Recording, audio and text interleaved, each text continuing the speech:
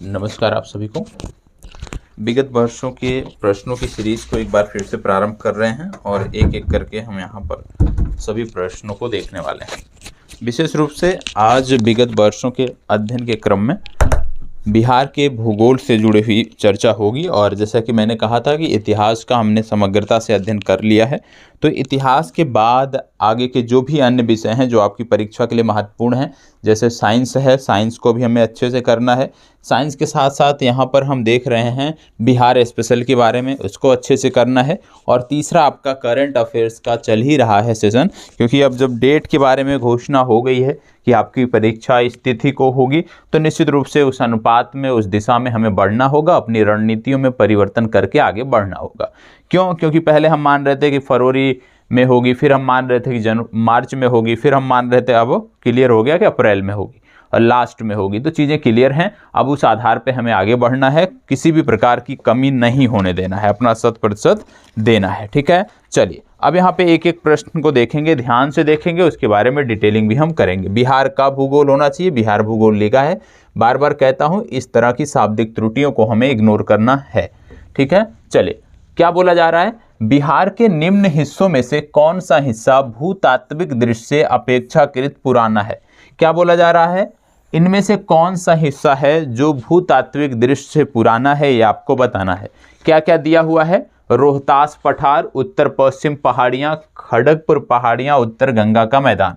और यदि हम बात करें ये प्रश्न कब पूछा गया है, तो वर्ष 2018 64वीं बीपीएससी में ये प्रश्न पूछा गया है, तो इसलिए आपके लिए महत्वपूर्ण है। बताएं इनमें से कौन सा हिस्सा है जो भूतात्विक दृष्टि से अपेक्षाकृत पुराना है, सबसे पुराना है, ये आपको बताना है।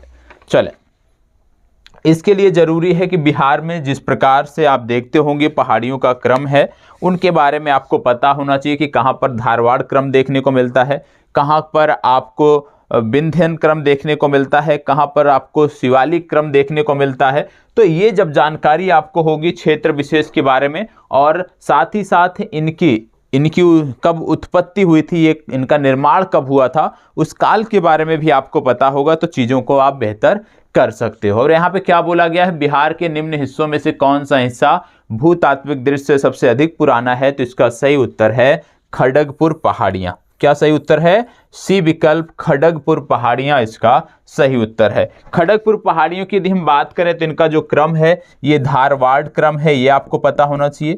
ये पहाड़ियाँ धारवाड़ क्रम की पहाड़ियाँ हैं। और यदि आपसे पूछ लिया जाए कि धारवाड़ क्रम का विस्तार बिहार के किन जिलों में पाया जाता है, किन्हीं दो जिलों के बारे में बताएं, तो निश्चित रूप से आपका पहला होमवर्क आज का है कि धारवाड़ क्रम जो है, इस क्रम की चट्टानें बिहार के किन जिलों में मिलती हैं, ये आप कमेंट बॉक्स में जब आपका ये वीडियो समाप्त होगा उसके बाद आप जवाब दोगे। इसके साथ साथ आपको देखने को मिल रहा होगा इसमें रोहतास पठार। रोहतास पठार की यदि हम बात करें तो यहाँ पे जो चट्टानें हैं ये विंध्यन क्रम की हैं, ये आपको पता होना चाहिए। ये आपका विंध्यन क्रम हो गया।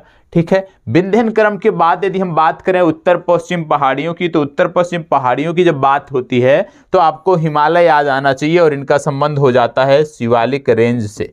ठीक है, ये शिवालिक का ही विस्तार है। ठीक है, शिवालिक क्रम कह सकते हो आप, शिवालिक के समय में ही इनका निर्माण हुआ है। जिस समय काल में शिवालिक का निर्माण हुआ है उसी समय काल में इसका भी निर्माण हुआ है। और कहीं कहीं ऐसा भी बोला जाता है कि ये जो है आप कह सकते हो शिवालिक का ही विस्तार आपको देखने को मिलते हैं। अब इसमें क्या दिया है, उत्तर गंगा मैदान। आप जानते होंगे कि उत्तर गंगा जो मैदान है ये सबसे नवीनतम है, क्योंकि सबसे पहले चट्टानें बनी। नदियों का यदि हम बात करें, उद्गम नदियां विकसित बनी ये तो बाद में बनी, पहले चट्टानों का निर्माण हुआ, तो सबसे नवीनतम इसमें है उत्तर गंगा मैदान। यदि सबसे नवीनतम पूछा जाता तो आपको उत्तर गंगा मैदान पे टिक करना है। यदि आपसे पूछ लिया जाए सबसे पुराना कौन सा है, तो खड़गपुर पहाड़ियों को आपको टिक करना है। इसके साथ साथ आप जानते होंगे बिहार के बारे में जब हम बात कर रहे हैं तो बिहार का जो भौगोलिक विस्तार है वह भी आपको पता होना चाहिए। बिहार के भौगोलिक विस्तार की यदि हम बात करें तो बात आती है यहाँ पे अक्षांशीय विस्तार की बात हो रही है, अक्षांशीय विस्तार और देशांतरीय विस्तार, ये सभी को बताना है। ठीक है, कुछ चीज़ें मैं यहाँ पे चर्चा करूँगा, कुछ चीज़ों के बारे में आपको बताना रहेगा, क्योंकि जब तक आप इसमें नहीं लगेंगे, जब तक आप इसमें सक्रिय नहीं होंगे, तो इस प्रकार के सेशन का कोई आप कह सकते हो कोई आउटपुट नहीं निकलने वाला है। तो बिहार का अक्षांशीय और देशांतरीय विस्तार क्या है ये आपको बताना है। साथ ही साथ आपको बता दें कि इसका यदि हम क्षेत्रफल की बात करें तो 94,163 वर्ग किलोमीटर का क्षेत्रफल है, यह भी आपको पता होना चाहिए। यदि आपसे पूछ लिया जाए कि भारत के कुल क्षेत्रफल का बिहार का क्षेत्रफल कितना है, तो भारत के कुल क्षेत्रफल का ये 2.86% हिस्सा रखता है, ये भी आपको पता होना चाहिए। भारत के कुल क्षेत्रफल का 2.86% हिस्सा जो है ये बिहार रखता है, ये आपको पता होना चाहिए। यदि आपसे पूछ लिया जाए क्षेत्रफल की दृष्टि से बिहार का स्थान क्या है, तो क्षेत्रफल की दृष्टि से बिहार का स्थान है 12वां, ये भी याद रखिएगा। क्षेत्रफल की दृष्टि से भारत में बिहार का स्थान 12वां है, इसको भी आपको याद रखना है, ठीक है। अक्षांशीय देशांतरीय विस्तार जो मैंने देखा है पुस्तकों में कुछ अलग दिया हुआ है, ठीक है, और अभी हाल ही में जो वन सर्वेक्षण रिपोर्ट आया तो उसमें थोड़ी सी त्रुटियां हैं, तो उसी के बारे में कि अक्षांशीय देशांतरीय विस्तार किसको माना जाए, जो वन सर्वेक्षण रिपोर्ट में आया है उसको माना जाए, या जो बिहार राज्य की वेबसाइट पे तीनों जगह पे यदि आप देखोगे ना तो अलग अलग है, ठीक है। तो सबसे मानक कौन सा है इसके बारे में यदि हम बात करें तो हमें तो मानना चाहिए कि जो बिहार राज्य की वेबसाइट पे दिया हुआ है वही उसका अक्षांशीय देशांतरीय विस्तार सही है, क्योंकि वन सर्वेक्षण रिपोर्ट जो आई है मैं दिखाऊंगा कल आपको, वहां पे कुछ अलग अक्षांशीय और देशांतरीय विस्तार दिया है, कम से कम 1 से 2 देशांतर 1 से 2 अक्षांश का अंतर भी वहां देखने को मिलता है। तो ऐसे समय में चुनौती हो जाती है कि हम सही माने तो किसको माने, इसको बताएं। जुलाई 2019 में बिहार के महापाषाणिक स्थान के पहले प्रलेखन के लिए विशेषज्ञों ने निम्नलिखित में से किस जिले का दौरा किया, बताएं। चलिए इसको जवाब दीजिए। यहाँ पे क्या बात हो रही है, जुलाई 2019 में बिहार के महापाषाणिक स्थान के पहले प्रलेखन के लिए विशेषज्ञों ने निम्नलिखित में से किस जिले का दौरा किया, आपको बताना है। और यह भी प्रश्न अभी हाल ही में पूछा गया था, वर्ष 2019 की 65वीं बीपीएससी में ये पूछा गया था, बताएं किस जिले का दौरा किया था, ये आपको बताना है। और ये काफी चर्चा में भी था। और आपको बता दें ये जो जिला है यहाँ पर विंध्यन, हिंट के रूप में मैं बता देता हूँ, विंध्यन क्रम की चट्टानें पाई जाती हैं। इस जिले में विंध्यन क्रम का विस्तार देखने को मिलता है और ये जिला आपका आता है कैमूर। तो कैमूर इसका सही उत्तर है। और याद रखिएगा कैमूर में विंध्यन क्रम की चट्टानें आपको देखने को मिलती हैं। कैमूर के बारे में यह भी पता होना चाहिए कि इसकी सीमा जो है ना वो उत्तर प्रदेश से लगती है।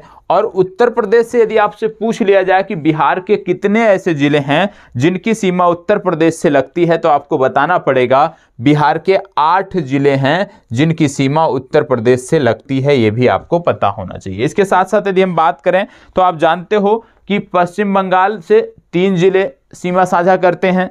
झारखंड से यदि हम बात करें तो 8 जिले सीमा साझा करते हैं। नेपाल से यदि हम बात करें तो 7 जिले सीमा साझा करते हैं। कहने का मतलब है कि बिहार के कुल सीमावर्ती जो जिले हैं वो हैं 22। बिहार में कुल सीमावर्ती जिले हैं 22 और सबसे ज्यादा बिहार के जो जिले हैं वो जो सीमा साझा करते हैं या तो यूपी से करते हैं या तो झारखंड, क्योंकि यूपी और झारखंड से 8 जिले सीमा साझा करते हैं। नेपाल से यदि आपसे पूछ लिया जाए तो आपको याद रखना है 7 जिले सीमा साझा करते हैं। और यदि हम बात करें कि पटना जो है बिहार की जो राजधानी है पटना, ये इसकी जो स्थिति है इसके बारे में भी पूछा जाता है क्या कि पटना जो है ये कितने जिलों से घिरा हुआ है। पटना जिला जो है ये बिहार के कितने जिलों से घिरा हुआ है, तो आपको बता दें पटना जिला जो है ये बिहार के 9 जिलों से घिरा हुआ है। ये भी आपको याद रखना है, रट जाना है कि पटना जिला बिहार के 9 जिलों से घिरा हुआ है। तो इस तरह के प्रश्न पूछे जा सकते हैं और ये सब ऐसे फैक्ट हैं कि एक दिन में नहीं याद होंगे, ठीक है। जब बार बार हम रिवाइज करेंगे तब चीजें याद होंगी। जैसे जब भी हम पटना के बारे में पढ़ें, जब भी आज से मान लीजिए आप जब भी पटना के बारे में कहीं भी देखते हो, समाचार पत्रों में या कहीं भी देखते हो, सुनते हो, तो आपको तुरंत ये अपने दिमाग में लाना है कि पटना से संबंधित क्या चीजें आपको याद हैं। तो आज से यदि आप शुरुआत कर रहे हो तो आपको इतना पता हो गया कि पटना जो है बिहार का एक ऐसा जिला है जिसकी सीमा 9 जिलों से लगती है, मतलब 9 जिलों से घिरा हुआ जिला है पटना, ये आपको पता होना चाहिए। इसी के संदर्भ में जब कभी भी आप उत्तर प्रदेश और बिहार की चर्चा सुनते हो तो तुरंत आपको याद आना चाहिए कि उत्तर प्रदेश से बिहार के 8 जिले सीमा साझा करते हैं। अब जब 8 जिले सीमा साझा करते हैं, आप थोड़ा सा भी जागरूक हैं तो आप जाके अपने नोट्स में देखेंगे कि वो कौन कौन से जिले हैं, मैप का एक बार अवलोकन करेंगे। तो इस तरह से चीजें बेहतर होती हैं, रटने मात्र से चीजें बेहतर नहीं होती हैं, ये मान के चलना है। चलिए आगे बढ़ते हैं, इसको बताएं, निम्नलिखित में से कौन सा जिला धारवाड़ भूस्तरीय रचना वाला नहीं है। देखो अब कितना अच्छा, कितना सुंदर प्रश्न पूछा गया है। ये बोला गया है कि कौन सा जिला है जो धारवाड़ भूस्तरीय रचना वाला नहीं है। अब इसका जवाब आप कब दे सकते हो? इसका जवाब आप तभी दे सकते हो जब आपको पता हो कि धारवाड़ क्रम का जो विस्तार है वो बिहार के किस क्षेत्र में देखने को मिलता है, बिहार के किस रीजन में धारवाड़ क्षेत्र का विस्तार हो। दूसरा आपको पता होना चाहिए कि बिहार के कौन से जिले किस क्षेत्र में हैं, ठीक है, लगभग उनकी स्थिति पता होना चाहिए। ऐसा नहीं कि कोई सबसे पूर्व में जिला स्थित है उसको आप बता दो कि नहीं ये मध्य बिहार में है या पश्चिमी बिहार में, तो इस तरह से नहीं होना चाहिए। हाँ, थोड़ी बहुत गलती चल सकती है, ठीक है, एग्जैक्ट आपको अक्षांश देशांतर नहीं याद रखना है, लेकिन इतना अंदाजा होना चाहिए कि कौन सा जिला कहां पर पड़ता है, ठीक है।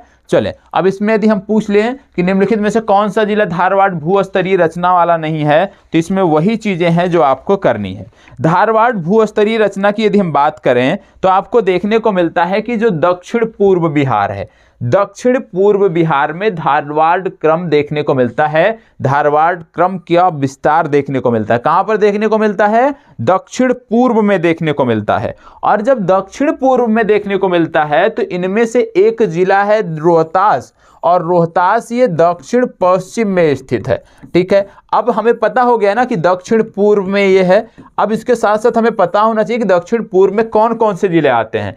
तो मुंगेर, जमुई, नवादा, ये सारे क्या आते हैं? रोहतास जो है, क्योंकि ये दक्षिण पश्चिम में स्थित है, ये इसलिए आपका सही उत्तर हो जाएगा। अब इसी तरह से यदि हम देखें, जैसे मैंने बताया कि बिहार की जब हम बात करते हैं तो विशेष रूप से 4 क्रम देखते हैं, धारवाड़, विंध्य, टर्सरी और क्वार्टरी। ये 4 के बारे में पूछा जाता है, लेकिन ज़्यादातर विंध्यन और इन्हीं के बारे में पूछा जाता है। यदि हम बात करें विंध्यन क्रम का विस्तार बिहार में कहाँ पर देखने को मिलता है, विंध्यन क्रम का विस्तार कहां पर देखने को मिलता है बिहार को, तो आपको दक्षिण पश्चिम बिहार याद रखना है। विंध्यन क्रम कहां देखने को मिलेगा? दक्षिण पश्चिम बिहार। रट जाना है और प्रयास करना है कि इसी क्लास में ये चीजें रट जाएं भैया, क्योंकि समय हमारे पास कम है। यदि आप सोचो कि क्लास के बाद हम नोट तैयार करेंगे, फैक्ट करेंगे, तो वो गलत चीज़ है। आपको नोट्स यहाँ से नहीं तैयार करना, आपको याद करना है कि सारी चीज़ें कम से कम यहाँ से इस क्लास से 40% चीज़ें आप लेके जाओ। 40% ऐसा रहे कि कभी भी आपसे पूछा जाए तो आप उसका जवाब दे सको। देखो 100 नहीं हो सकता, लेकिन यदि 40 से 50% भी आप इस कक्षा से सीख रहे हो तो वो बहुत ही सकारात्मक है मेरे लिए, ठीक है। विंध्यन क्रम का विस्तार कहाँ देखने को मिलता है? दक्षिण पश्चिम बिहार में देखने को मिलता है। विशेष रूप से कैमूर, सोन नदी घाटी के क्षेत्र में इसका विस्तार आपको देखने को मिलता है, ये आपको पता होना चाहिए। इसके बाद दूसरा, जैसे मैंने अभी बात किया, इस प्रश्न में बात आई धारवाड़ क्रम।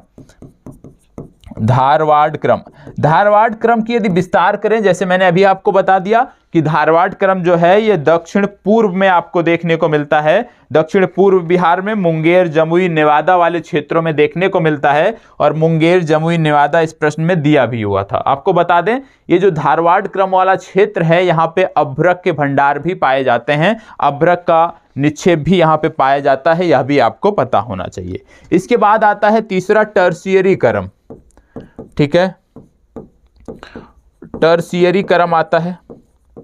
टर्शियरी क्रम की यदि हम बात करें, टर्शियरी क्रम की, तो आपको देखने को मिलता है बिहार के हिमालयी तराई क्षेत्र में इसका विस्तार देखने को मिलता है। विशेष रूप से पश्चिमी चंपारण का जो क्षेत्र है वहां पर इसका विस्तार देखने को मिलता है। इसके बाद चौथा आता है क्वार्टनरी क्रम, ये भी याद रखिएगा, क्वार्टनरी क्रम। और क्वार्टनरी क्रम की बात जब करते हैं तो यहां भी आपको याद रखना है वही जिला पश्चिम चंपारण, क्योंकि जो हिमालय और हिमालय का तराई का क्षेत्र है वहीं पे टर्शियरी और क्वार्टनरी क्रम आपको देखने को मिलता है। तो यहाँ तो आसान हो गया इसमें, क्यों? क्योंकि ये कहीं ना कहीं पश्चिमी चंपारण से ही जुड़ रहा है।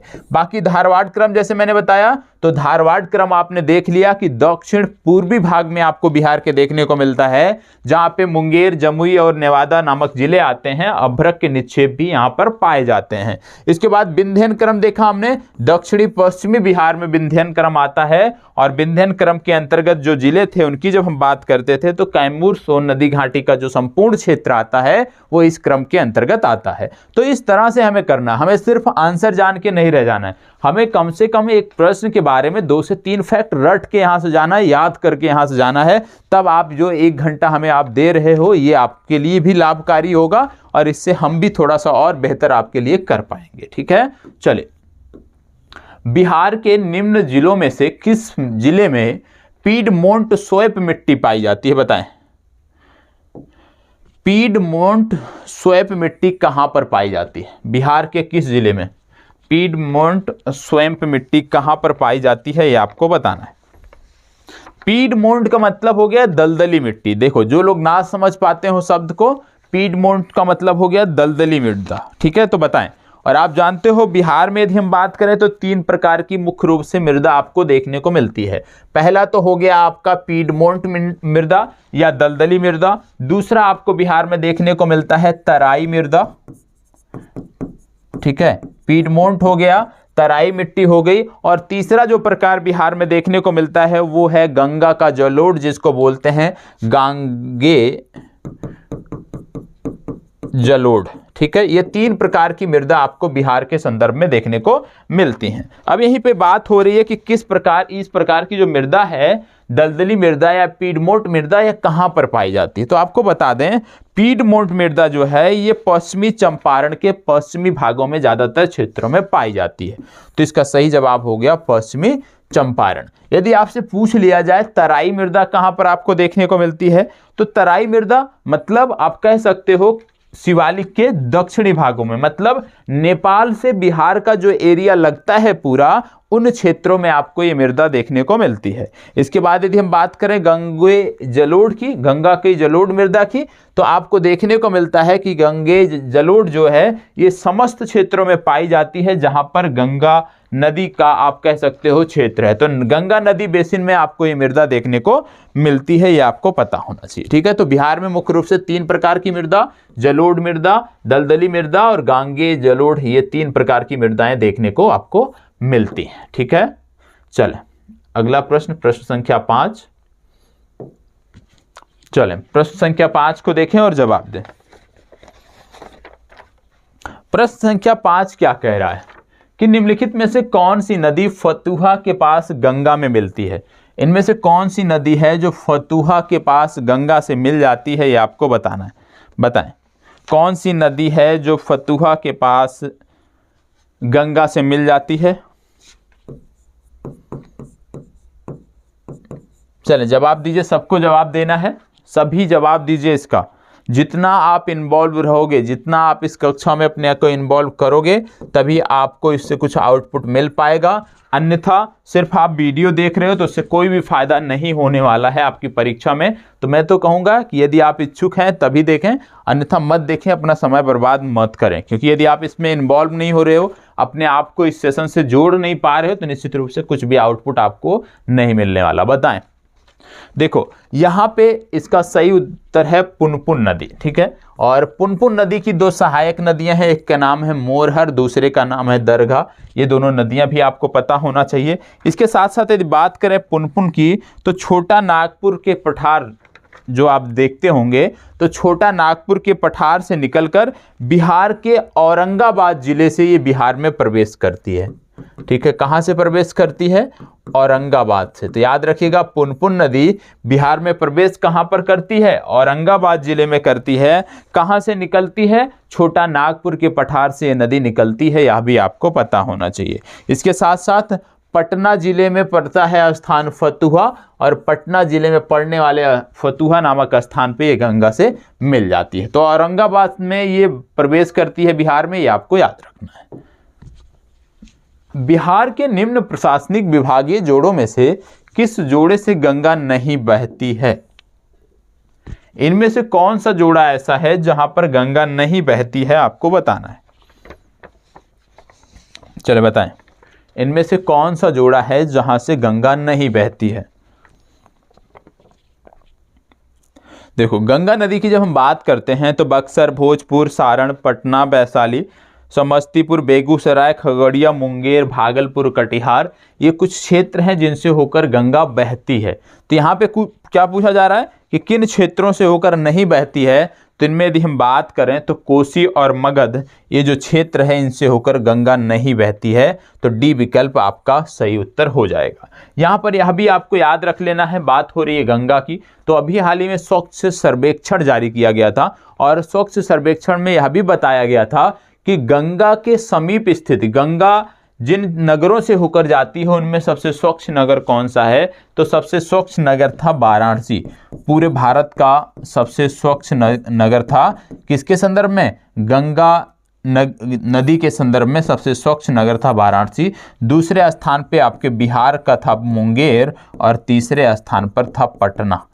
ठीक है, तो याद रखिएगा कि इस रिपोर्ट के अनुसार गंगा जितना स्वच्छ वाराणसी में है उतना हरिद्वार में भी नहीं है, जहां से मैदानी भागों में ये प्रवेश करती है। इस रिपोर्ट में ये बताया गया है। तो तीनों स्थानों को आपको याद रखना है, वाराणसी, मुंगेर और पटना। ठीक है, चले इसको बताएं। बिहार राज्य में गंगा के किनारे स्थित जिलों की संख्या कितनी है। बिहार राज्य में गंगा नदी के किनारे स्थित जिलों की संख्या कितनी है, बताएं।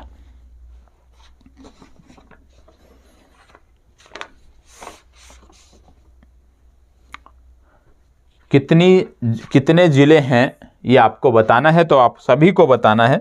ठीक है, चलें, कितने जिले हैं ये सभी को बताना है, सबका जवाब आना चाहिए। देखो यहाँ पे बोला गया बिहार राज्य में गंगा के किनारे स्थित जिलों की संख्या कितनी है, इसमें कुछ सोचना ही नहीं है, तो रटने वाली चीज हो गई। 12 जिले कुल हैं जो गंगा नदी के किनारे हैं। ठीक है, अब इसमें गंगा की बात हो रही है तो आपको पता होगा गंगा नदी का बिहार में जो अपवाह बनता है, यदि हम उसका प्रतिरूप की बात करें तो याद रखिएगा वृक्षाकार प्रतिरूप बनता है। याद रख लीजिएगा इससे, यदि आपसे कभी पूछा जाए कि गंगा नदी का बिहार में जो प्रतिरूप बनता है अपवाह का वो किस प्रकार है, तो वो वृक्षाकार है, ये आपको पता होना चाहिए। दूसरा, आपसे पूछा जा सकता है कि बिहार में गंगा प्रवेश कहाँ से करती है, तो बिहार में गंगा प्रवेश करती है चौसा नामक स्थान से। कहाँ से प्रवेश करती है, चौसा नामक स्थान से, और ये चौसा नामक स्थान पड़ता है आपके बक्सर में। ये भी आपको याद रखना है कि चौसा नामक स्थान बक्सर में ये बिहार में प्रवेश करती है। यदि आपसे कभी पूछ लिया जाए कि गंगा नदी कुल लंबाई, तो राष्ट्रीय संदर्भों में हम देखेंगे। यदि आपसे पूछ लिया जाए गंगा नदी की बिहार में कुल कितनी लंबाई है, तो याद रखना है 445 किलोमीटर लंबी है गंगा नदी बिहार में। मतलब बिहार के 445 किलोमीटर क्षेत्र में सफर करते हुए गंगा जो है वो पश्चिम बंगाल में पहुंचती है। अब इसके बाद आती है, कई बार प्रश्न पूछा जाता है इनके सहायक नदियों के बारे में। अब जब सहायक नदियों के बारे में हम पढ़ते हैं तो दो तरह से सहायक नदियों के बारे में देखा जाता है, उन दोनों प्रकार से हमें सहायक नदियों को देखना है। जैसे सबसे पहले पूछा जाता है बाईं तरफ से मिलने वाली नदियां। बाएं तरफ से मिलने वाली नदियां मतलब क्या हो गया, आप सीधे चल रहे हो, गंगा जिस दिशा में गंगा का प्रवाह है, जिनको ना समझ में आता हो उनके लिए बात हो रही है। कोई भी नदी जब आपसे पूछा जाए दाएं तरफ से मिलने वाली नदियां या बाएं तरफ से मिलने वाली नदियां, तो आपको सिर्फ उसमें इतना याद रखना है कि जब जिस दिशा में नदी बह रही है उस डायरेक्शन में अपने आप को खड़ा कर लीजिए और फिर अपना दाहिना और बायां देख लीजिए, जो आपका होगा वही उस नदी के संदर्भ में होगा। तो यदि आपसे पूछ लिया जाए कि बाएं दिशा से मिलने वाली नदियां, मतलब क्या बात हो रही है, गंगा क्योंकि पश्चिम से पूर्व की दिशा में बह रही है, और बाएं तरफ से यदि बोला जा रहा है इसका मतलब है कि उत्तर दिशा से आकर जो गंगा में मिल रही हैं ऐसी नदियों की बात की जा रही है। यदि दाहिने तरफ से मिलने वाली नदियों की बात की जाए, मतलब दक्षिण से कौन कौन सी नदियां आकर गंगा में मिलती हैं, ये आपको स्पष्ट होना चाहिए। बाएं तरफ से यदि हम बात करें तो काफी सारी नदियां हैं, महत्वपूर्ण नदियां हैं जो पूछी जाती हैं, जैसे घाघरा हो गया, गंडक हो गया, बूढ़ी गंडक हो गया, कोसी हो गया, बागमती हो गया, कमला बलान हो गया और महानंदा हो गया। ये कुछ नदियां हैं जो उत्तरी दिशा से आकर मिलती हैं, या आप कह लीजिए बाएं से आकर मिलती हैं। इसके बाद फिर बात आती है दाहिने से आकर मिलने वाली नदियों की या दक्षिण से आकर मिलने वाली नदियों की, जिनमें सोन हो गया, कर्मनाशा हो गया, पुनपुन हो गया, क्यूल हो गया और फल्गु हो गया। ये 5 नदियां आपको याद रखनी है, ठीक है। तो हमें भी यहीं पे याद रखना है, रट जाना है। क्या रट जाना है? बाएं तरफ से आने वाली नदियां कौन कौन सी हो गई? घाघरा हो गया, गंडक हो गया, बूढ़ी गंडक हो गया, कोसी हो गया, बागमती हो गया, कमला बलान और महानंदा। दाएं तरफ से आने वाली नदियां या दक्षिण से आकर मिलने वाली नदियां सोन हो गया, कर्मनासा हो गया, पुनपुन हो गया, क्यूल हो गया, फल्गु हो गया। ये आपको पता होना चाहिए। तो ये बाएं दिशा से आने वाली नदियां और दाएं तरफ से आने वाली नदियों के बारे में बात होती है, ठीक है। चलिए अब आगे बात कर लेते हैं प्रश्न संख्या 8। बिहार के किस जिले में गंगा नदी सबसे लंबी है? बिहार के किस जिले में गंगा नदी सबसे लंबी है, आपको बताना है। बिहार का वो कौन सा जिला है जहां पर गंगा नदी सबसे लंबी है? गंगा नदी के बारे में अभी मैंने आपको बताया कि बक्सर के चौसा नामक स्थान से बिहार में प्रवेश करती है। बिहार में कुल 445 किलोमीटर की यात्रा तय करते हुए गंगा पश्चिम बंगाल में चली जाती है। और यह भी आपको बताया मैंने कि गंगा नदी का बिहार में जो अपवाह प्रतिरूप देखने को मिलता है वो वृक्षाकार देखने को मिलता है, यह आपको पता होना चाहिए, ठीक है। बिहार के किस जिले में गंगा नदी सबसे लंबी है? मतलब जो 445 किलोमीटर का एरिया बिहार में तय करती है यह नदी, तो बोला जा रहा है कि सबसे ज्यादा एरिया किस जिले में है, ये आपसे पूछा जा रहा है। तो बताएं किस जिले में सबसे ज्यादा एरिया है। देखो आपने देखा कि गंगा नदी 12 जिलों से होकर बहती है, ठीक है। कहां से प्रवेश करती है? बक्सर में चौसा नामक स्थान से प्रवेश करती है। यहां पे वृक्षाकार प्रतिरूप बनाती है।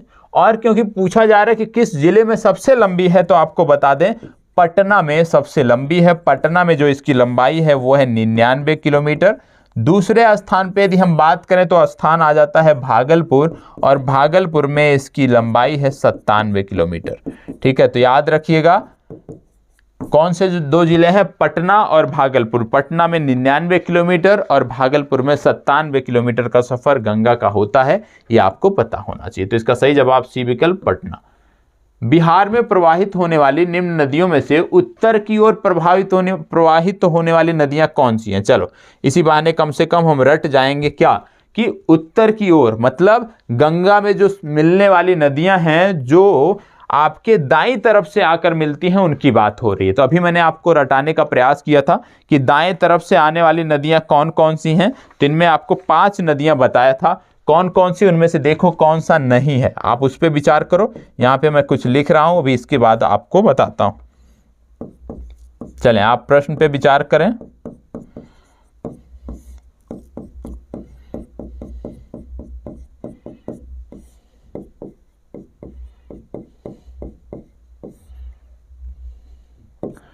चलें देखो अभी मैंने आपको बताया, एक चीज समझाया कि भाई दाएं और बाएं तरफ का क्या मतलब है।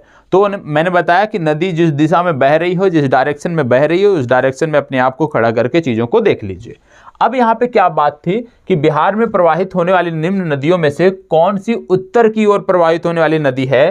तो जब उत्तर की ओर बात हो रही है मतलब ये आपकी नदी जा रही है गंगा नदी, अब इसमें बोला जा रहा है उत्तर की ओर प्रवाहित होने मतलब जो इस दिशा से नदियां आ रही, तो ये क्या होगा? जब इस दिशा में नदी बह रही है तो ये तो हो गया दाहिना, मतलब दाएं तरफ से मिलने वाली नदियां कौन कौन सी हैं? सोन नदी है, कर्मनासा है, पुनपुन है, फल्गु है और क्यूल है। ये आपको रट जाना है, ये 5 नदियां आपको रट जाना है। सोन, कर्मनासा, पुनपुन, क्यूल और फल्गु, ये 5 नदियां आपको रट जाना है। गंगा में दाएं तरफ से मिलने वाली नदियां हैं। क्या बोला जा रहा है कि प्रवाहित होने वाली कौन सी नदी है, ठीक है। तो इसमें से देखो बागमती बाहर आपका निकल गया, कर्मनासा, पुनपुन, फल्गु और क्यूल, इसमें से आप यदि देखोगे तो यहाँ पे आपको जो अपना जवाब है वो देखने को यहाँ पे नहीं मिल रहा है। इसका मतलब क्या है? इसका मतलब है कि इसका सही जवाब है ई विकल्प, उपयुक्त में से कोई नहीं, ठीक है। क्योंकि इनमें से कोई भी नदी नहीं है जो उत्तर दिशा से जाकर मिल रही है, ये आपको पता होना चाहिए, ठीक है।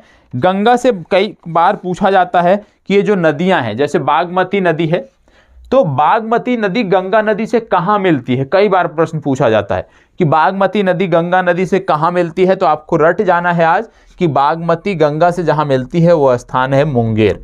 मुंगेर में बागमती नदी जो है गंगा से मिल जाती है। यदि आपसे पूछ लिया जाए कमला नदी जो यहाँ पे दिया हुआ है ये गंगा से कहाँ मिलती है, किस क्षेत्र में मिलती है, तो आपको पता होना चाहिए काढ़ा गोला के निकट एक स्थान है काढ़ा गोला।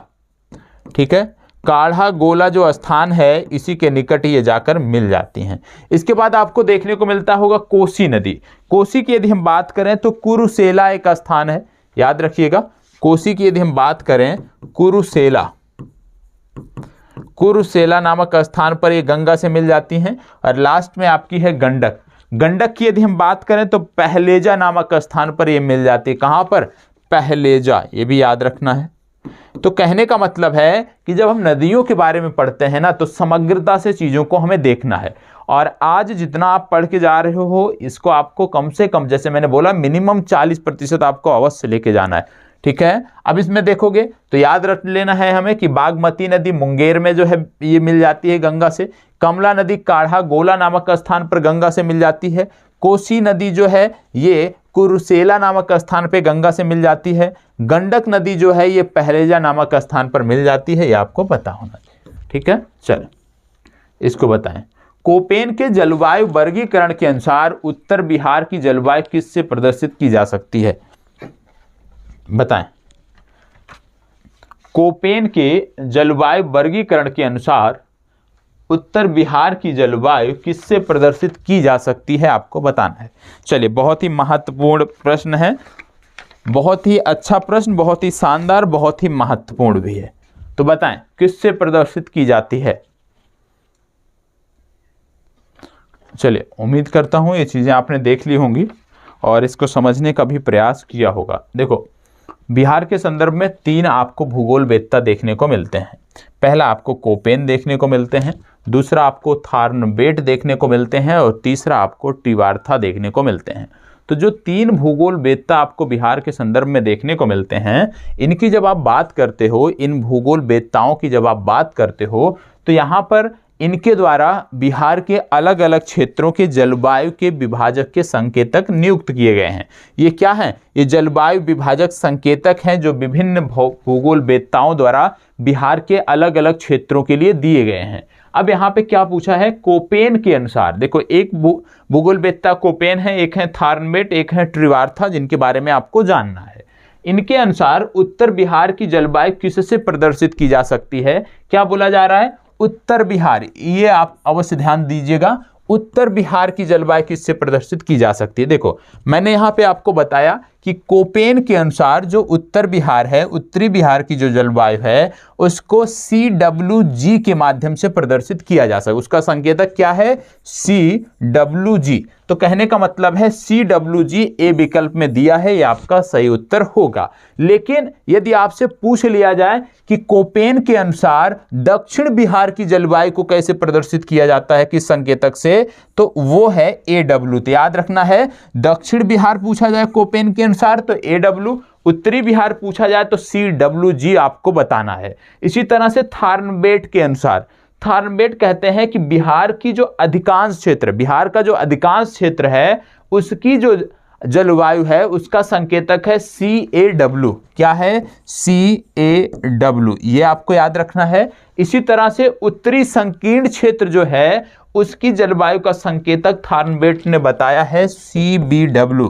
तो ये तो आसान है, CAW मतलब संपूर्ण बिहार, अधिकांश बिहार, और CBW उत्तरी संकीर्ण क्षेत्र। इसके साथ साथ ट्रिवार्था का नाम आता है। ट्रिवार्था के बारे में जब हम बात करें तो आपको देखने को मिलता है कि उत्तरी बिहार की जलवायु को इन्होंने भी CAW के नाम से दिखाया है, CAW संकेतक के माध्यम से दिखाया है। और दक्षिणी बिहार की जलवायु को इन्होंने AW के माध्यम से दिखाया है, जैसा कि कोपेन ने भी बताया था। तो कोपेन और ट्रिवार्था ने दक्षिणी बिहार की जो जलवायु है उसको AW संकेतक के रूप में दिखाया है। थार्नबेट और ट्रिवार्था ने उत्तरी बिहार या अधिकांश बिहार की जो जलवायु है इसको CAW से दिखाया। तो ये संकेतक आप रट जाइएगा, यहाँ से प्रश्न बनते हैं। और जब भी प्रश्न बने सबसे पहले आपको देखना है किस भूगोल वेत्ता की बात हो रही है, दूसरा आपको देखना है कि बिहार के किस क्षेत्र की बात हो रही है, तो आप कर पाएंगे। यदि आप इन सब चीज़ों को ध्यान नहीं देते हैं, सिर्फ आप यही याद कर लेते हैं कि बिहार की जलवायु को किससे प्रदर्शित किया जाता है और आप रट जाते हैं प्रीवियस ईयर के संदर्भ में CWG, तो आप गलत कर बैठेंगे, नुकसान आपका होगा। ठीक है, तो हमें रटना नहीं है, हमें चीज़ों को समझना है। इसको बताएं, मुजफ्फरपुर, दरभंगा तथा चंपारण जिलों में कौन सी मिट्टी अधिकांशतः पाई जाती है? मुजफ्फरपुर, दरभंगा तथा चंपारण जिलों में कौन सी मिट्टी अधिकांशतः पाई जाती है, ये आपको बताना है। बताएं, इन जिलों में कौन सी मिट्टी अधिकांशतः पाई जाती है? मुजफ्फरपुर, दरभंगा तथा चंपारण जिलों में कौन सी मिट्टी अधिकांशतः पाई जाती है, ये आपको बताना है। काली मिट्टी, नवीन जलोढ़, प्राचीन जलोढ़ और लाल मिट्टी, इनमें से कौन सी मिट्टी है जो मुजफ्फरपुर, दरभंगा और चंपारण जिलों में पाई जाती है, ये आपको बताना है। चलें, बताएं कौन सा है?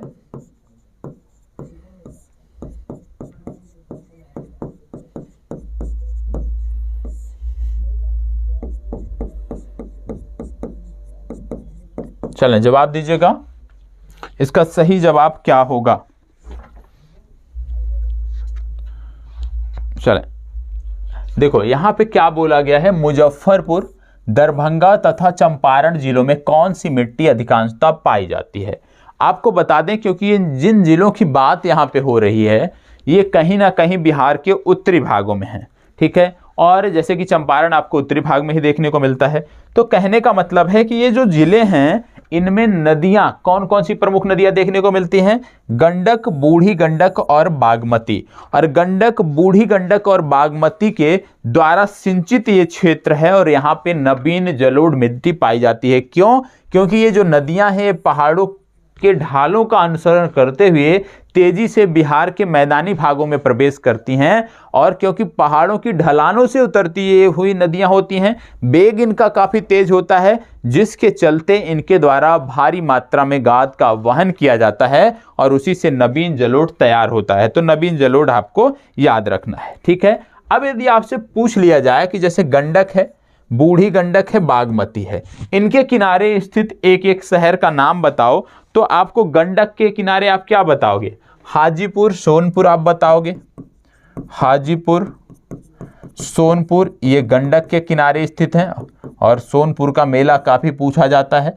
बूढ़ी गंडक है, बूढ़ी गंडक किसके किनारे कौन से हैं? तो आपको याद रखना है, खगड़िया हो गया और समस्तीपुर हो गया। कौन सा है? समस्तीपुर और खगड़िया, ये इसके किनारे है। बागमती के किनारे स्थित शहर का नाम पूछ लिया जाए तो आपको बताना है दरभंगा। दरभंगा जो है ये बागमती नदी के किनारे है, ये आपको पता होना चाहिए। ठीक है, चलिए आगे बढ़ते हैं।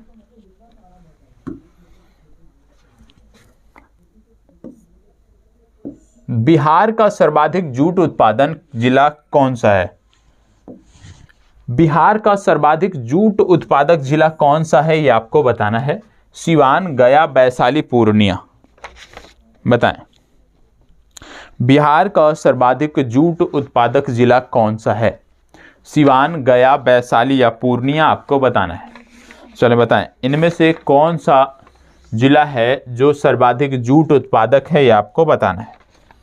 चलें जवाब दीजिए, इनमें से कौन सा जिला है जो सर्वाधिक जूट उत्पादक है? सिवान, गया, वैशाली, पूर्णिया।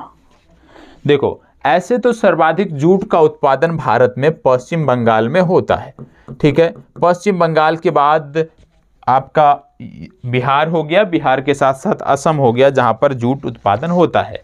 क्योंकि जूट उत्पादन के लिए उच्च आर्द्रता चाहिए, उच्च तापमान चाहिए और साथ ही साथ जलोढ़ मृदा चाहिए, और ये परिस्थितियां इन्हीं क्षेत्रों में आपको देखने को मिलती हैं। क्योंकि ओवरऑल भारत में सबसे ज़्यादा पश्चिम बंगाल से होता है, ये तो आपका अलग प्रश्न हो गया, इसको हम अलग कर देते हैं। यहाँ पे बोला गया है बिहार का सर्वाधिक जूट उत्पादक जिला कौन सा है, तो अभी के लिए मानना है पूर्णिया। आपका बजट आ जाएगा, आपकी आर्थिक समीक्षा आ जाएगी, उस आधार पे जो डेटा रहेंगे तो उसकी बात हम वहाँ पर करेंगे। ठीक है, तो अभी के लिए पूर्णिया आपको सही मानना है। चलें इसको बताएं। प्रधानमंत्री नरेंद्र मोदी ने हाल ही में मंडल बांध परियोजना की नींव किस नदी पर बनाने के लिए रखी थी? मंडल बांध परियोजना की नींव जो है वो किस नदी पर तैयार की गई थी, यह आपको बताना है। कोसी, बूढ़ी गंडक, फल्गु या उत्तरी कोयल? बताएं। 2019 की ये घटना है और आपको बता दें कि ये सोन नदी पर था, सोन की सहायक उत्तरी कोयल नदी पर था। डी विकल्प आपका सही उत्तर है। ठीक है, चलें आगे बढ़ते हैं। त्रिवेणी नहर किस नदी पर निर्मित है? चलो सभी को जवाब देना है। त्रिवेणी नहर किस नदी पर निर्मित है? त्रिवेणी नहर किस नदी पर निर्मित है? गंडक, सोन, कोसी, कमला? और आपको बता दें सभी छात्रों को ईमानदारी से अपना स्व मूल्यांकन करना है। आपके जितने प्रश्न सही हो रहे हैं उनकी संख्या ये वीडियो समाप्त होने के बाद कमेंट बॉक्स में आप बताओगे कि कितने आपके करेक्ट हुए, कितने आपके इनकरेक्ट हुए, ये आपकी जिम्मेदारी है। ठीक है, चलिए इस प्रश्न का जवाब दीजिए। त्रिवेणी नहर किस नदी पर निर्मित है? कोसी, सोन, गंडक, कमला? देखो ये वही नदी है जो अन्नपूर्णा श्रेणी नेपाल से निकलती है। ठीक है, पश्चिमी चंपारण के भैंसा लोटन नामक स्थान से ये बिहार में प्रवेश करती है। और यदि हम बात करें चंपारण के भैंसा लोटन स्थान की, तो यहाँ से प्रवेश करने वाली जो नदी है वो है गंडक नदी। और गंडक नदी अन्नपूर्णा श्रेणी से निकलती है, नेपाल में इसका उद्गम होता है। इसके साथ साथ यदि हम बात करें तो मुख्य रूप से 260 किलोमीटर ये लंबी है। कितनी? 260 किलोमीटर लंबी नदी है बिहार में ये। और आपको अभी मैंने पिछले प्रश्न में बताया था, जब हमने बात किया था नदियों के किनारे स्थित प्रमुख शहर, तो वहां पे मैंने बताया आपको कुछ प्रमुख शहरों के नाम। तो उसमें से 2 शहर हैं, सोनपुर और हाजीपुर। तो ये जो नदी है ये सोनपुर और हाजीपुर की सीमा भी बनाती है, यह भी आपको याद रखने की जरूरत है। और यह भी याद रखना है कि ये जो नदी है यूपी और बिहार के मध्य सबसे लंबी सीमा रेखा का निर्धारण करने वाली नदी है। तो इस संदर्भ में आपको गंडक को याद रखना है। इसको बताएं, कैमूर पठार किसके लिए प्रसिद्ध है? कैमूर पठार किसके लिए प्रसिद्ध है आपको बताना है। बताएं, कैमूर पठार किसके लिए प्रसिद्ध है? कैमूर पठार किसके लिए प्रसिद्ध है? चलिए जवाब दीजिए। कैमूर पठार किसके लिए प्रसिद्ध है? देखो कैमूर पठार जो है मुख्य रूप से कैमूर और रोहतास जिले में आपको देखने को मिलता है। और कैमूर का जो पठार है इस क्षेत्र में चूना पत्थर के भंडार हैं। 1280 वर्ग किलोमीटर के क्षेत्र में ये पठार विस्तारित है बिहार के 2 जिलों में। दोनों जिले आपको पता होना चाहिए। साथ ही साथ आपको बता दें, ऐसा बोला जाता है कि मध्य प्रदेश तथा उत्तर प्रदेश में जो विंध्यन श्रेणी पाई जाती है, कहीं ना कहीं उसी विंध्यन श्रेणी का पूर्वी विस्तार है ये कैमूर का पठार। तो यह भी याद रखना है कि कैमूर का पठार जो है उत्तर प्रदेश और मध्य प्रदेश में मिलने वाली विंध्यन श्रेणी का ही पूर्व विस्तार है, जिसको बोलते हैं कैमूर का पठार। इसको भी आपको याद रखना है। 1280 वर्ग किलोमीटर मैंने आपको बता दिया। तो चूना पत्थर के लिए ये प्रसिद्ध है। निम्नलिखित झीलों में से कौन सी झील बिहार में स्थित है?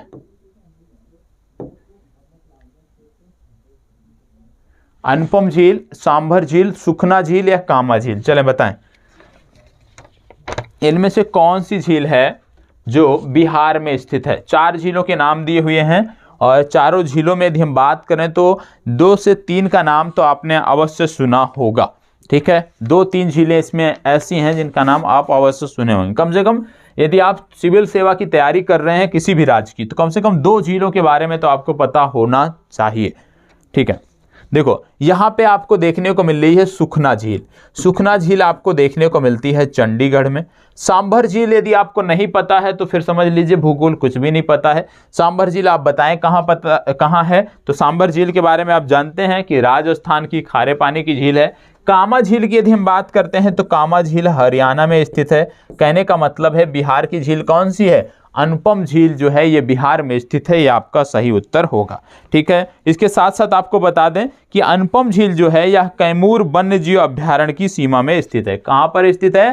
कैमूर वन्य जीव अभ्यारण्य, याद रखिएगा यदि आपसे पूछ लिया जाए निम्नलिखित में से कौन सी झील कैमूर वन्य जीव अभ्यारण्य के अंदर स्थित है, तो आपको बताना है निम्नलिखित में से अनुपम झील जो है वो कैमूर वन्य जीव अभ्यारण्य के अंदर स्थित है, ये आपको पता होना चाहिए। बिहार का सबसे बड़ा वन्य जीव अभ्यारण्य यदि आपसे पूछ लिया जाए तो आपको बताना है बिहार का सबसे बड़ा वन्य जीव अभ्यारण्य जो है वो कैमूर वन्य जीव अभ्यारण्य है, ये भी आपको पता होना चाहिए। ठीक है, चलिए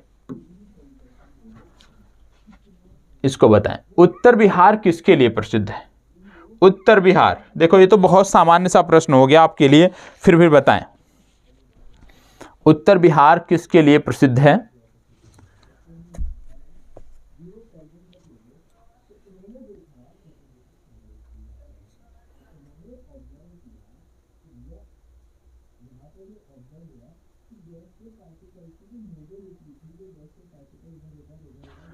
चलें बताएं उत्तर बिहार किसके लिए प्रसिद्ध है? उत्तर बिहार की बात हो रही है तो आपको पता होगा कि उत्तर बिहार का जो क्षेत्र है वो नेपाल से सीमा साझा करता है। नेपाल से सीमा साझा करने से तुरंत आप समझ सकते हो कि नेपाल से बहुत सारी पहाड़ी नदियों का उद्गम होता है जो वर्षा ऋतु में अपने साथ भारी जल लेकर आती हैं, भारी गाद लेकर आती हैं, जिससे बिहार के क्षेत्र में आपको बाढ़ की समस्या देखने को मिलती है। तो कहने का मतलब है कि ये जो क्षेत्र है उत्तर बिहार का ये बाढ़ के लिए प्रसिद्ध है, क्योंकि सूखा तो यहाँ पड़ता नहीं, भारी उद्योग रह नहीं सकते, बार बार यहाँ पे बाढ़ आती है, कृषि भी समृद्ध नहीं है। क्यों? क्योंकि जलभराव के कारण फसलें अक्सर नष्ट होती रहती हैं। तो इसका सही उत्तर है बाढ़। सामान्य सा उत्तर था, कोई भी दे सकता था। बिहार के क्षेत्रफल में कुल बोई गई भूमि का प्रतिशत कितना है? देखो अब ये चीजें क्या हैं कि जब आंकड़ा आपका बजट आ जाए ना तो बजट से जोड़ के पढ़ाने में अच्छा लगता है। तो इस प्रश्न को अभी के लिए हम इग्नोर करते हैं, क्योंकि अभी कोई डाटा हम याद करते हैं, बताते हैं और वही आप रट जाओगे तो उससे समस्या होगी। बजट आने दीजिए, उस आधार पे हम इस प्रश्न को देखेंगे। ठीक है, चलिए इसको बताएं, बिहार में कोयले का अनुमानित भंडार कितना है? बताएं बिहार में कोयले का अनुमानित भंडार कितना है? पिछले बजट में बताया गया था तो कि 16 करोड़ टन, लेकिन इसको भी हमें अभी छोड़ देना है। ठीक है, 16 करोड़ टन बताया गया था जब ये प्रश्न पूछा गया था। इसको बताएं बिहार में कितना वर्ग मीटर, इसको तो हम बता देंगे, बिहार में कितना वर्ग मीटर वन क्षेत्र है? चलें, कितना वर्ग मीटर वन क्षेत्र है बिहार में, आपको बताना है। चलें जवाब दीजिए, बिहार में कितना वर्ग किलोमीटर होना चाहिए? चलें बताएं, स्क्वायर। चलिए जवाब दीजिए इसका कि कितना आज की डेटा के अनुसार, क्योंकि आर्थिक समीक्षा तो सबने देख ली होगी और आर्थिक समीक्षा से ये प्रश्न है तो जवाब सबका देना बनता है। बताएं, सभी को जवाब देना है, सभी को जवाब देना है, इस प्रश्न का तो जवाब सबसे चाहिए।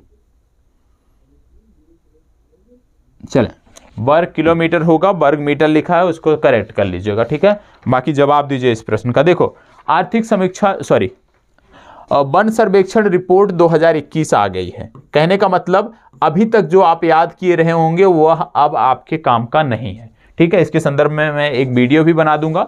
तो अभी तक जो आपने याद कर रखा था वनों से संबंधित, ठीक है, तो वो अब आपके काम का नहीं रहा, क्योंकि अब वर्ष 2021 के आंकड़ों के अनुसार आपको याद रखना होगा। तो 2021 के आंकड़ों के अनुसार मैं बता रहा हूं, इसको आपको नोट कर लेना है।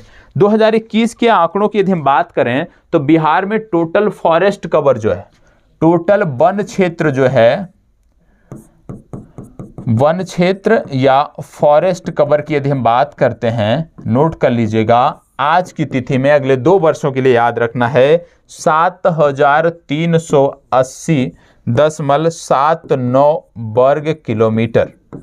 ठीक है, ये आपको याद कर लेना है। बिहार में कुल वन क्षेत्र आज की तिथि में 7380.70 वर्ग किलोमीटर है, यह याद रखना है, जो कि कुल बिहार के क्षेत्रफल का यदि हम बात करें तो 7.84% है। दोनों याद रख लीजिएगा कि बिहार में जो कुल वन क्षेत्र है वो 7380.79 वर्ग किलोमीटर है, या दूसरे शब्दों में यदि हम बात करें तो आप कह सकते हो 7.84% बिहार के कुल क्षेत्रफल का वन है। तो दोनों याद कर लीजिएगा, अगले 2 वर्षों के लिए आपको इसी डेटा की जरूरत पड़ेगी। इसके साथ साथ यह भी बताया गया इस रिपोर्ट में, और हर रिपोर्ट में होता है कि सबसे ज्यादा यदि हम बात करें वन क्षेत्र कहां पर है, तो याद रखना है सबसे ज्यादा वन क्षेत्र है कैमूर में।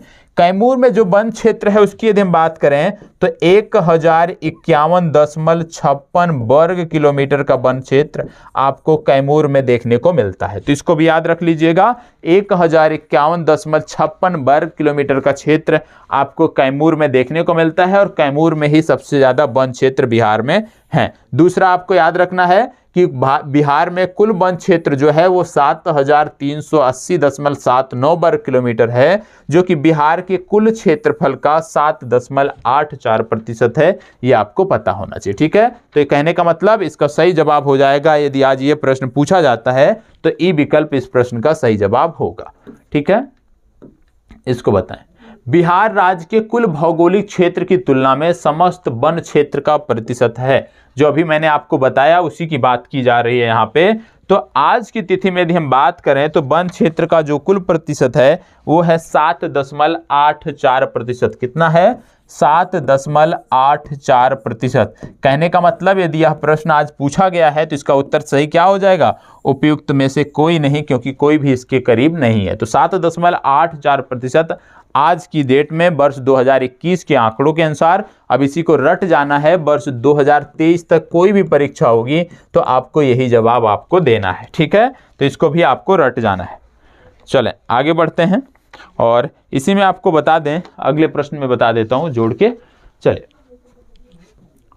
इसको बताएं, निम्नलिखित में से कौन सा जिला सबसे अधिक घने पतझड़ वन क्षेत्र से घिरा है? मतलब सबसे अधिक घने वन किस जिले में है, ये आपसे पूछा जा रहा है। बताएं सबसे अधिक घने वन किस जिले में है?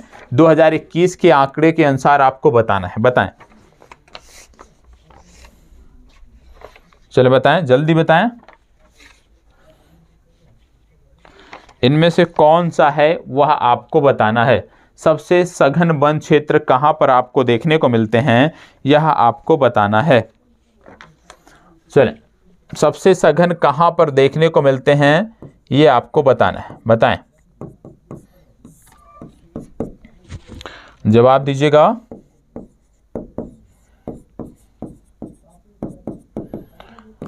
चलो, सबसे सघन वन क्षेत्र बिहार में जब बात करते हैं तो यहां पे देखने को मिलते हैं पश्चिमी चंपारण में। कहां पर?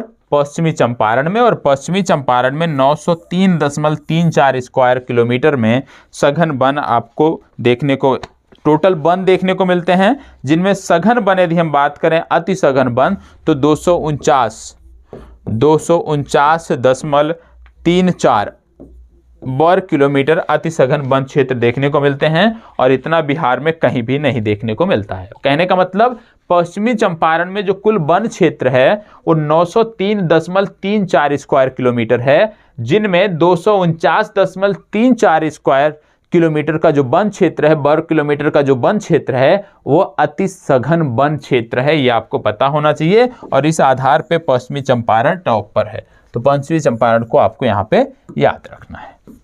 आगे बढ़ते हैं, निम्नलिखित में से कौन सा बिहार के सबसे पूर्वी भाग में स्थित है? बताएं, बिहार के सबसे पूर्वी भाग में इनमें से कौन सा स्थित है, ये आपको बताना है। इनमें से कौन सा बिहार के सबसे पूर्वी भाग में स्थित है? चलिए जवाब दीजिए। बिहार के सबसे पूर्वी भाग में कौन सा स्थित है? देखो क्या बोल दिया गया, निम्नलिखित में से, तो मतलब इन चारों में से कौन सा है ये आपको बताना है, सबसे पूर्वी। ठीक है, यहाँ पे ई विकल्प आप कंसीडर नहीं करोगे। क्यों? क्योंकि इनमें यही बोला गया निम्नलिखित में से कौन सा। यदि आपसे पूछ लिया जाता बिहार का सबसे पूर्वी क्षेत्र कौन सा है, तब तो आप ई पे जाते यहाँ पे, लेकिन यहाँ पे इस तरह से पूछा गया निम्नलिखित में से, मतलब इन चारों में से सबसे पूर्वी में कौन स्थित है ये आपको बताना है। तो इसका सही जवाब हो जाएगा कटिहार। ठीक है, सी विकल्प आपका सही उत्तर हो जाएगा इस प्रश्न के लिए। बिहार का कुल भौगोलिक क्षेत्रफल कितना है? बताएं, बिहार का कुल भौगोलिक क्षेत्रफल कितना है? बताएं बिहार का कुल भौगोलिक क्षेत्रफल कितना है। देखो अभी मैंने आपको बताया था शुरुआत में कि 94,163 वर्ग किलोमीटर का कुल क्षेत्रफल बिहार रखता है, तो इसका सही उत्तर हो जाएगा ई विकल्प। इसको बताएं क्या है यहां पे, संसार का सर्वोत्तम खनिज अभ्रक कहां से प्राप्त होता है। संसार का सबसे सर्वोत्तम खनिज अभ्रक कहां से प्राप्त होता है। धनबाद, हजारीबाग, झरिया, कुल्टी, कहां से प्राप्त होता है ये आपको बताना है।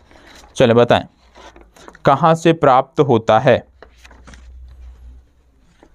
सबसे सर्वोत्तम खनिज अभ्रक कहां से प्राप्त होता है। धनबाद, हजारीबाग, झरिया। चले जवाब दीजिए। देखो आपने सुना होगा हजारीबाग हो गया, गिरिडीह हो गया, कोडरमा हो गया।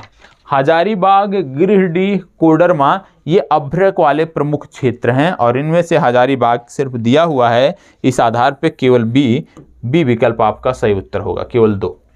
इसको बताएं बिहार का तराई प्रदेश विस्तृत है कहां पर।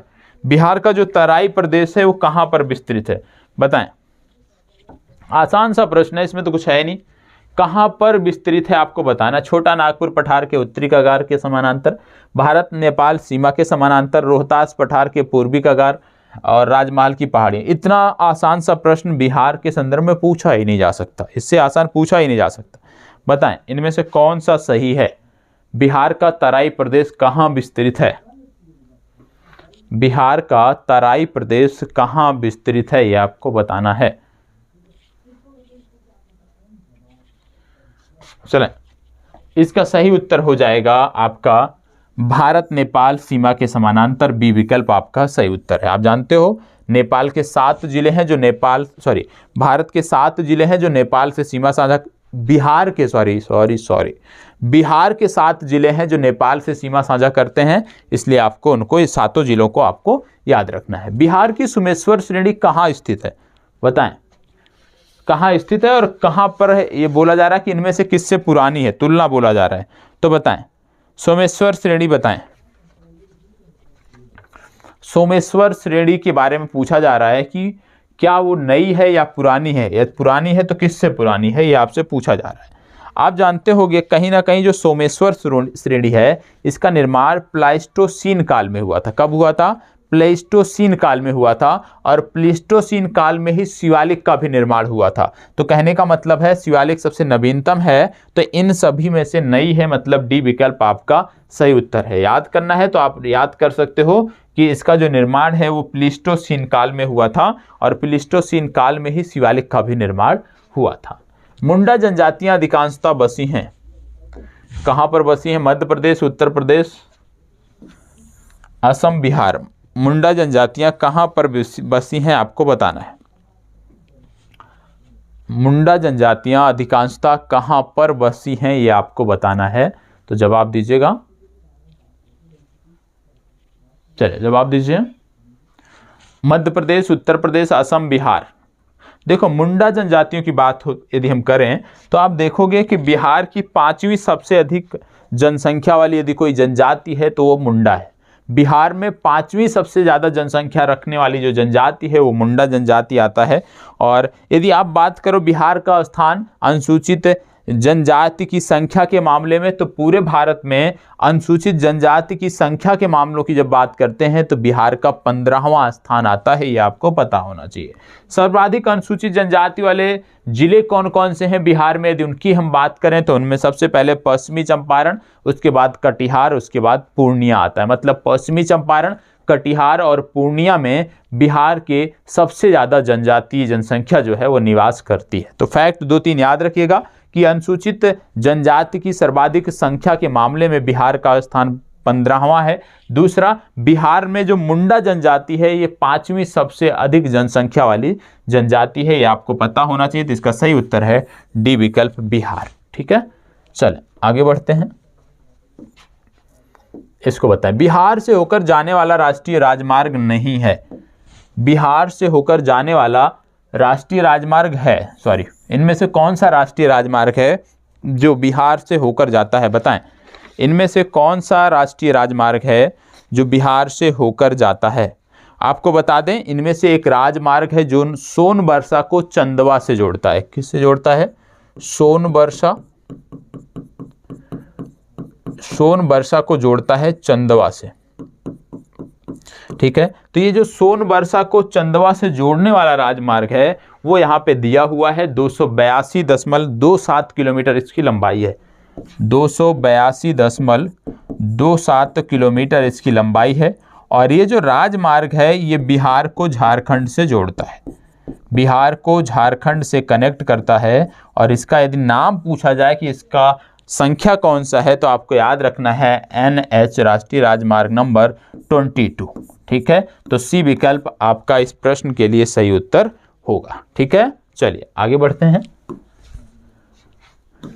इसको बताएं, बिहार में राष्ट्रीय राजमार्गों की कुल लंबाई कितनी है? मैंने इसको बताया भी है, आपको अच्छे से बताया था। तो बताएं बिहार में राष्ट्रीय राजमार्गों की कुल लंबाई कितनी है? बिहार आर्थिक समीक्षा 2020-21 की यदि हम बात करें तो वहाँ से पता चलता है कि बिहार में कुल 58 राष्ट्रीय राजमार्ग हैं। 58 राष्ट्रीय राजमार्गों की बात वहाँ पर की जाती है। और बिहार में राजमार्गों की जो कुल लंबाई की बात की जाती है वो 5475.05 किलोमीटर की बात की जाती है। 5475.05 किलोमीटर कुल इनकी लंबाई है जो देखने को मिलती है। ठीक है, तो याद रखिएगा इसका सही उत्तर हो जाएगा ई विकल्प, इनमें से कोई नहीं, लेकिन आपको याद रखना है। छोटा नागपुर के जंगल हैं, किस प्रकार के जंगल हैं? छोटा नागपुर के जो जंगल हैं वो किस प्रकार के जंगल हैं आपको बताना है। चलें, छोटा नागपुर के जो जंगल हैं वो किस प्रकार के जंगल हैं, पता होना चाहिए वनस्पतियों के बारे में। छोटा नागपुर के जो जंगल हैं वो किस प्रकार के जंगल हैं आपको बताना है। देखो, छोटा नागपुर के जो जंगल हैं वो पतझड़ और सवाना प्रकार के हैं। ज़्यादातर तो वहाँ पे पतझड़ प्रकार के हैं, लेकिन कुछ संकीर्ण पट्टी में सवाना प्रकार के भी पाए जाते हैं। तो पतझड़ और सवाना दोनों सही उत्तर है, मतलब सी विकल्प आपका सही उत्तर है। तो आज की जो चर्चा थी वो यहीं पे हम समाप्त करेंगे, लेकिन कुछ चीज़ें हैं जिनके बारे में चर्चा करनी है आपसे, उसके संदर्भ में भी बात कर लेते हैं और उसी के बाद इस सेशन को हम समाप्त करेंगे। सबसे पहली बात, आप में से सभी से बोला गया था कि जो आपका टेलीग्राम ग्रुप है जहाँ पे आपको प्रश्न मिलते हैं, जहाँ पे आपको PDF शेयर की जाती है, वहाँ पर प्रत्येक दिन मैं क्विज देता हूँ। 15 क्विज आपको वहाँ पर दिए जा रहे हैं। और आप में से कई छात्रों ने, लगभग मैं संख्या भी बता देता हूँ, तो आप में से लगभग वहाँ पे जो जुड़े हुए छात्र हैं जो क्विज में लगातार पार्टिसिपेट कर रहे हैं, लगभग आप कह सकते हो 70 से 80 छात्र, सॉरी अभी ये आंकड़ा बढ़ गया है, लगभग आप कह सकते हो 100 को टच कर रहा है। तो आप कह सकते हो लगभग 100 छात्र हैं जो सक्रियता से अपनी जिम्मेदारी को समझ रहे हैं और तन मन से मेहनत कर रहे हैं। ठीक है, लेकिन ये जो मेहनत कर रहे हैं इनके साथ भी कुछ समस्या है। क्या बोला गया था कि प्रतिदिन आप अपना एक लक्ष्य निर्धारित करोगे। मैं हर लाइव सेशन में बोलता हूं इस बात को कि प्रतिदिन का आप ये अपना एक लक्ष्य निर्धारित करोगे और अपना पूरा दिन उस लक्ष्य को पाने के लिए आप लगाएंगे। लेकिन क्या देखने को मिलता है कि पहले दिन, जिस दिन मैंने बोला 31 जनवरी की रात्रि को, रात्रि 12 से 1 के बीच में जब लाइव सेशन में मैंने बताया, तो उसके बाद से आप में से ज़्यादातर छात्रों ने, लगभग ज़्यादातर तो नहीं कह सकते, जो लोग लाइव में रहते हैं उनके संदर्भ में ज़्यादातर का प्रयोग कर रहा हूँ मैं, कि लगभग 7 से 8 बच्चों ने अपना टारगेट दिया। लेकिन अगले दिन क्या हुआ कि मैंने भी अपना शेयर किया, क्योंकि साथ साथ मैं भी शेयर करता हूँ अपने। अगले दिन क्या हुआ, जब मैंने अपना रिव्यू किया रात्रि में, क्योंकि भाई मैंने जितना बोला था उतना मैं कर नहीं पाया था, अपने बताए हुए 66% को मैंने कंप्लीट किया था। तो वहाँ पे मैंने लिखा कि भाई 66% complete, 66% completed today and next day का हमने टारगेट यहाँ पे शेयर किया। उसके बाद भी किसी बच्चे ने अपना टारगेट शेयर नहीं किया यहाँ पे। तो कहने का मतलब क्या है कि कहीं ना कहीं आप जो है अपनी तैयारियों में ढील दे रहे हो, और जो आप ये अपनी तैयारियों में ढील दे रहे हो यही आपके लिए, आप कह सकते हो कि आपकी तैयारी में जहर का काम करेगा। यदि आप अभी नहीं सुधरे तो निश्चित रूप से 30 अप्रैल के बाद, अप्रैल माह जब निकल जाएगा, प्रारंभिक परीक्षा हो जाएगी ना, फिर आप बहुत पछताओगे। तो इसलिए प्लीज़ ईमानदारी से, जिनको तैयारी करना है उनकी बात कर रहा हूँ, जो देना चाहते हैं। और जो भीड़ का हिस्सा है उनकी बात मैं नहीं कर रहा हूँ, आप तो सर अपने मन के मालिक हैं, आपकी कोई बात ही नहीं है, आपको जो समझ में आता है वो करें। लेकिन जो लोग भीड़ का हिस्सा नहीं बनना चाहते हैं, विनम्र निवेदन है कि जो चीज़ें बोली जाती हैं ना रेगुलर करो। हमारी आपकी समस्या क्या है, हम रेगुलरिटी नहीं रख पा रहे हैं, ठीक है, नियमित नहीं रह पा रहे हैं। तो वही है, यदि हम नियमित अपने आप को कर देंगे ना तो बाकी सारी चीज़ें अपने आप कह सकते हो रास्ते पे आ जाएंगे। तो अपने आप को पहले नियमित करने का प्रयास करो। तैयारी का, किसी भी चीज़ का तैयारी कर रहे हो, जॉब कर रहे हो, कुछ भी कर रहे हो आप अपनी लाइफ में, नियमित होना आपका बहुत ज़रूरी है, ठीक है। उससे आपकी पर्सनालिटी, आपका जो व्यक्तित्व है उसकी पहचान होती है। और कहीं ना कहीं आप जिस दिन तैयारी में एंटर करते हो उसी दिन से आपके व्यक्तित्व का निर्माण होना चाहिए, उसी दिन से आपको अपने अंदर अच्छी चीज़ों का समावेश कराना चाहिए। नहीं तो आप इंटरव्यू में समस्या झेलते हैं, आप इंटरव्यू में परेशान होते हो। तो कहने का मतलब है कि जो भी छात्र इच्छुक हैं, जो भी गंभीर हैं अपनी तैयारी को लेकर, अपना लक्ष्य प्रतिदिन का अवश्य शेयर करें। पीडीएफ तो आपको, मेरी जो जिम्मेदारी है वो मैं निर्वहन कर रहा हूँ, आप लोग अपनी तरफ से निष्क्रियता दिखा रहे हो, जिससे थोड़ी बहुत चिंताएं होती हैं कि इस तरह से नहीं करना चाहिए आप सभी को, क्योंकि परीक्षा नज़दीक है, काफ़ी पैसे भी तैयारी में आपने खर्च कर चुके हैं अभी तक। तो यदि मान सम्मान पाना है परिवार में तो सिलेक्शन चाहिए, अन्यथा आप फिर घूमते रहें, कोई अर्थ नहीं निकलने वाला, ठीक है। चलिए, धन्यवाद, बहुत बहुत आभार।